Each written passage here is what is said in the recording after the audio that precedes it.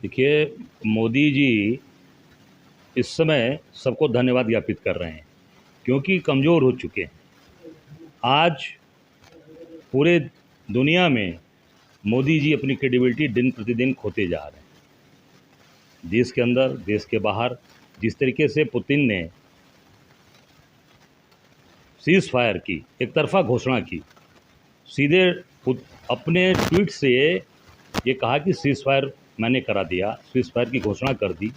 इससे साबित हो गया कि प्रधानमंत्री हमारे देश के जो जिसकी एक साख होती थी, इंदिरा जी प्रधानमंत्री थी, नेहरू जी थे, राजीव जी थे, इन लोगों ने जिस तरीके से लोग इस तरह के लोग थे जिनकी एक साख थी पूरे दुनिया के अंदर, उस तरीके से नरेंद्र मोदी जी लगातार साख होते जा रहे हैं और लगातार इनके ऊपर हमलावर हो रहे हैं। बाहर के लोग कह रहे हैं, ट्रंप लगातार बोल रहे हैं कि हमने कराया, हमने कराया। मुझे लगता है कि 50 बार उन्होंने व्यापार का हवाला देकर कहा। तो अब तो वो सब पुतिन को भी धन्यवाद करेंगे, कुछ दिन में ट्रंप को भी धन्यवाद, चाइना भी सुन रहे हैं, जाने वाले हैं, जहाँ पर इतनी बड़ी घटना घटी, इतनी सारी बातें हुई हैं। ये पूरी आप देख सकते हैं कि पूरी तरीके से जो आज इनका वो चीज़ें सारी हुई, वो पूरी की पूरी अब ये पूरी दुनिया देख रही है कि जिस तरीके से चाइना ने गलवान घाटी के अंदर हमारे सैनिकों के साथ जिस तरीके की कार्रवाई किया था, आप देख सकते हैं कि पूरा देश जानता है कि हमारे उसमें सैनिकों के साथ क्या हुआ था। और उसके बाद भी आप चाइना जा रहे हैं, ये हमारे सैनिकों का अपमान है, देश का अपमान है। तो ये सबको धन्यवाद ज्ञापित करेंगे, सबके सामने जाकर ये मैं समझता हूँ कि ये लंबी चौड़ी बात करेंगे, पर देश समझ चुका है कि ये कमज़ोर हो चुके हैं और झूठ बोल रहे हैं।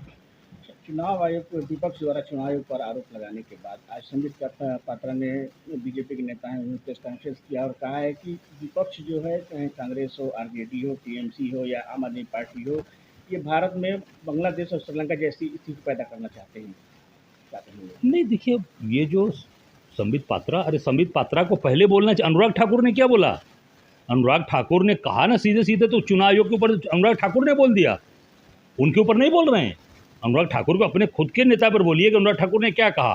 प्रेस करके उन्होंने तो खुद चुनाव आयोग पर उंगली उठा दी। तो ये पूरी तरीके से आज खुद हिट विकेट हो रहे हैं और पूरे तरीके से ये भारतीय जनता पार्टी घिर चुकी है। और आज के दिन में आज इनके पास कोई भी जो हमारा नेता सवाल कर रहे हैं उसका जवाब नहीं है। चुनाव आयुक्त अल्टीमेटम देते हैं, 7 दिन का समय देते हैं, तो अनुराग ठाकुर को क्यों नहीं देते हैं? अनुराग ठाकुर से भी को जब कहना चाहिए कि आप कितने दिन का उनको अल्टीमेटम देते हैं, देश वो भी माफ़ी मांगे, उनको उनसे शपथ पत्र नहीं मांगेंगे। तो ये अब बौखला गए हैं क्योंकि इन्होंने बेईमानी करके प्रधानमंत्री मोदी 1 बजे तक मैं चुनाव जीत रहा हूँ, मैं 7 राउंड लगातार जीता। किसी से आप पूछ सकते हैं 7 राउंड जीतने वाला व्यक्ति कभी आज तक चुनाव हारा है?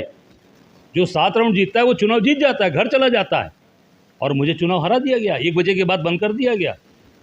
पूरी तरीके से चुनाव के जो अधिकृत वेबसाइट थी बंद कर दी गई। 5 बजे डिक्लेयर हुआ कि मोदी 1.5 लाख से जीत गए। ये बेईमानी की गई, चोरी की गई है, ये साबित करता है। राहुल गांधी को 7 दिन का अल्टीमेटम दिया गया थाने पर दस्तखत करने के लिए चुनाव आयोग द्वारा। पहले मैंने बोला कि अब जब राहुल गांधी से अब चुनाव आयोग अल्टीमेटम दे रहा है और उनसे हलफनामा मांग रहा है, तो फिर अनुराग ठाकुर से क्यों नहीं? अनुराग ठाकुर के क्यों बचा रहे हो भाई? उनसे भी मांगो, क्योंकि भाजपा के प्रवक्ता बन गए हैं ज्ञानेश कुमार।